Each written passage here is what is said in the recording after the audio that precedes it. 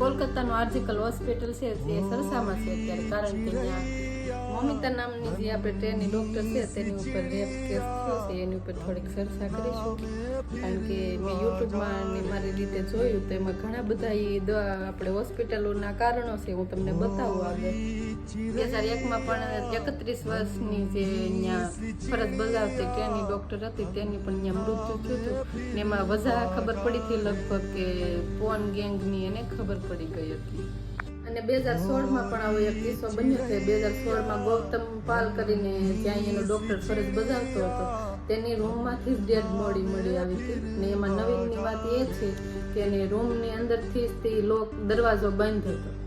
ને આગળ જોવા જઈએ તો ત્રીજો કિસ્સો એ છે કે જુનિયર ડૉક્ટર હતી જે કોરોના વખતમાં તે છઠ્ઠા માળેથી પડીને એનું મૃત્યુ થયું હતું અને એનું કારણ જાણવા મળ્યું તો હતું કે એનું ડિપ્રેશન.